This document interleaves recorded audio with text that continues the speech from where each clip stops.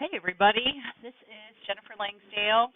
I'm from Awaken Yoga, and maybe you caught my first two chakra, just sort of crash course chakra psychology selections on the root and sacral chakra. Today I'm going to bring you a short crash course on Manipura Chakra, which is located in your solar plexus area. So we're coming on summer. If you're watching this in the present moment, it's mid-May, so solar plexus energy is starting to rise up. We're in that personal power fire mode. So when we talk about chakras, we can talk about elements as well. So we'll start with this one's element. Its element is fire. And fire is very transformative and very mutable.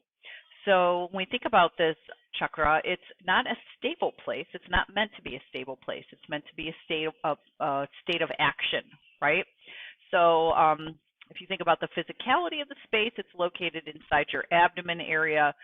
There's a lot of initiation of taking in food and then digesting it down, through the esophagus. And I'm not great at anatomy, but then, we get into those soft organs that kind of live right below where the ribs meet, where your solar plexus is. So they're kind of protecting part of the kidneys and stomach, and it's not really as much intestine as much as it is like kidney, stomach, pancreas, spleen. So, liver. These are like our filtration systems in the body. These are things that are working to keep our blood clean and our body clean and rid our body of toxins. So with that being said, the element of fire can fluctuate, right?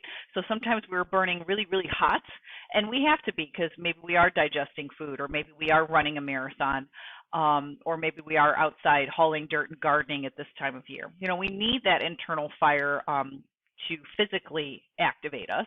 But then if you also think about the motivation energy behind fire, the creative energy behind fire, and how we need, did you ever hear that term, pardon my French, but shit or get off the pot, light a fire underneath your ass, that kind of stuff? It's all true, right? Where we have to really literally pick ourselves up and get going. So some of the psychology of this space is really linked to self-responsibility. Okay, taking action when we need to, when it requires us to say, hey, this is my stuff, I own this, and I'm going to take care of it. And a lot of times is we like to pass responsibility on to other people. I mean, this is a huge time right now for us right now as Westerners. Everybody wants to point fingers and put responsibility on everybody else. But if we all just hone in and take responsibility for ourselves, we are 100% responsible for our 50% of every relationship, every partnership that we are in, whether it's work-related, friend-related, intimacy related. But we are 100% responsible solely for ourselves. So self-responsibility is a big deal. And sometimes we feel responsible not only for ourselves, but for everyone and everything. And that could be the other end of the spectrum. So you have someone over here who's like too afraid to initiate action and do anything and take responsibility in their lives. So they tend to feel powerless, right? And we're working about personal power in this chakra. And then you have the other end of the spectrum in its extreme, where somebody feels that they must be responsible for everyone and everything. And I do find that happens a lot, especially my female students, especially in my working mother type clientele. And that take charge attitude is good for getting stuff done. We have to get stuff done, but we have to also realize that we're in a total deflation of self-care. We think that by buying ourselves things or constantly flooding our schedules with things to do is sort of like self-care, because maybe we're caring for everyone. It's okay, I got 3 kids, so one's going to this practice and one's going to this practice and one's going to this practice. But is anybody really happy about it, right? So what's the motivation behind all this responsibility that you're taking on that's not really yours? And finding that middle ground. Okay, I have a family, or I have a job that requires this, but what exactly is my true middle path of what I'm responsible for, and what can kind of be let go of, right? So fire chakra, responsibility, okay, personal power. So this is our personal power center.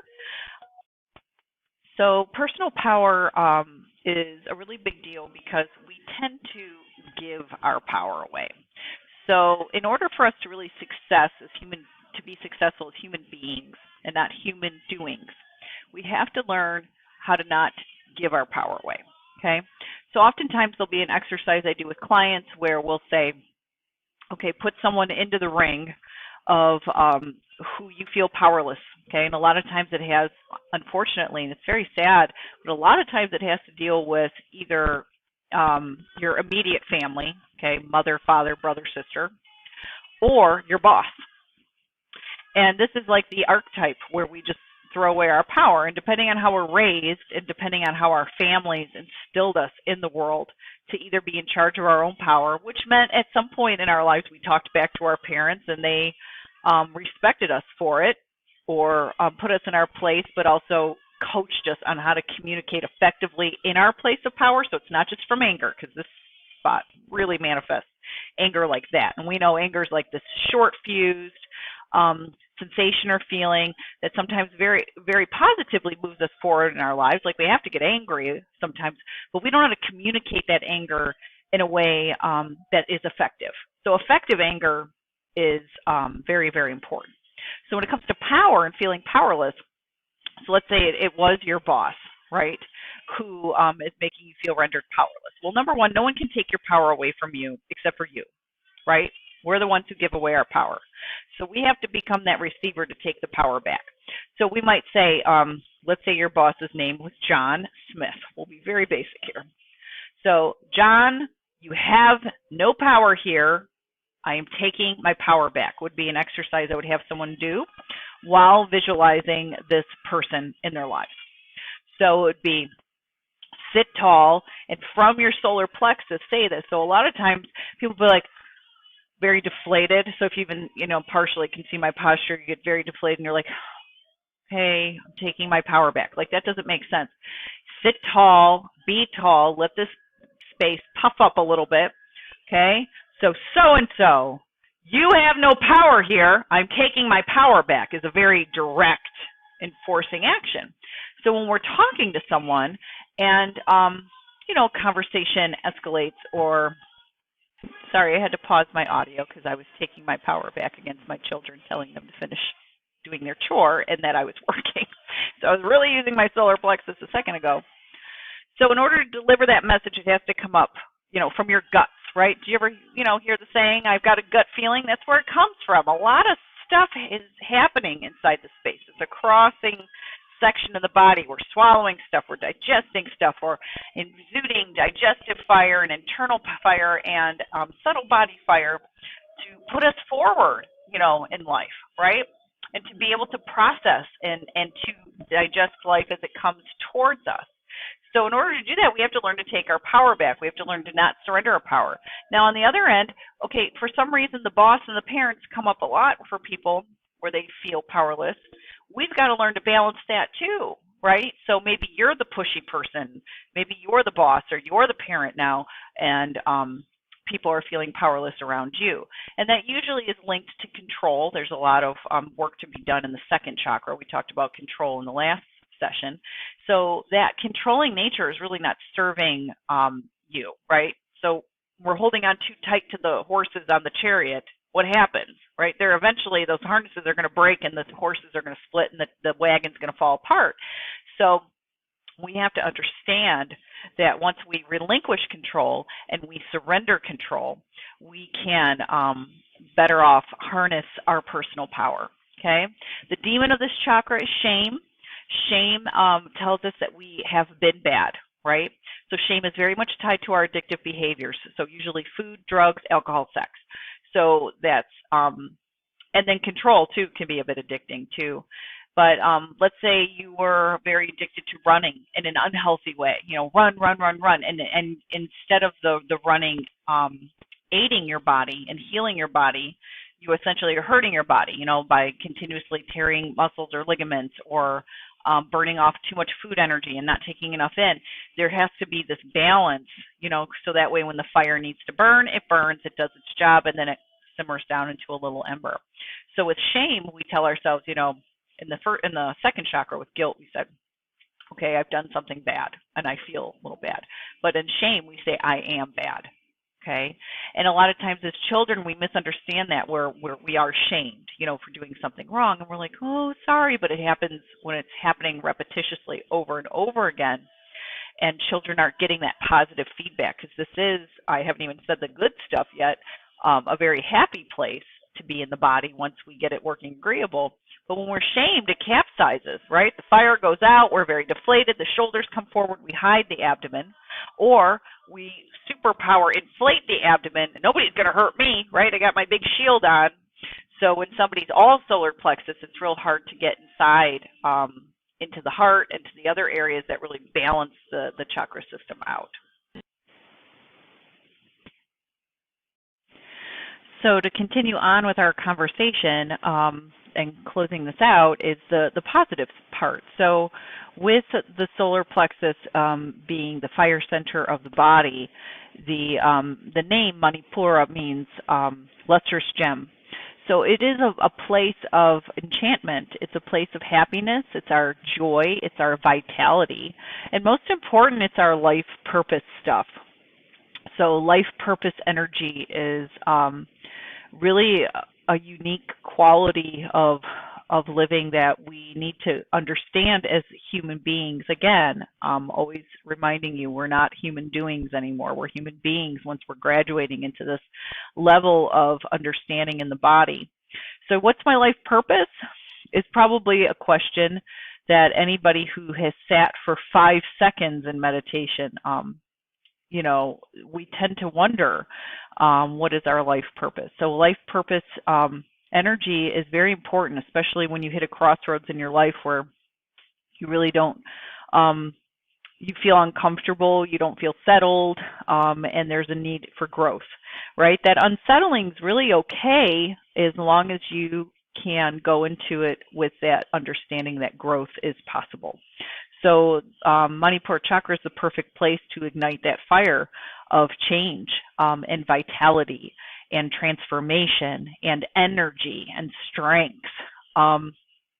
So what happens is if we have a very deflated third chakra, we will tend to ignite that fire and literally become very the peacock showing off its feathers, right?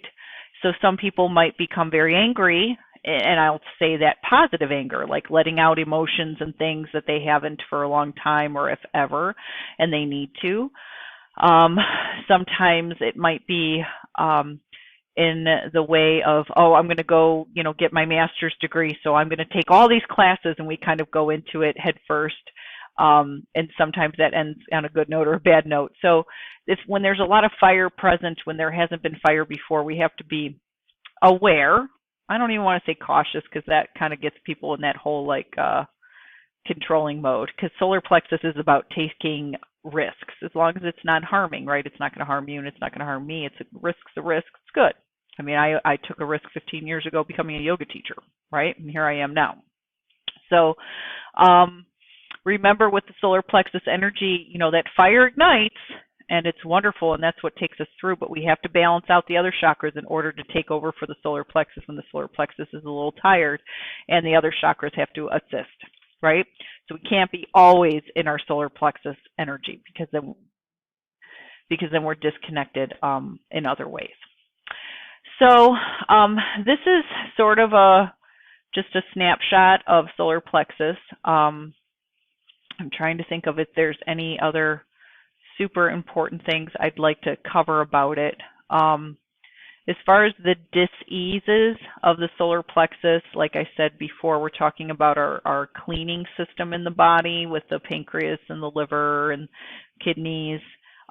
There's, these areas of excretion in a way, not like in the first chakra, where we have the lower body excretion, but we have that inside. We want to keep these organs really healthy and really vital, and these are organs that can hold on to a lot of anger, and they can hold on to a lot of almost like poisoning in the body, right?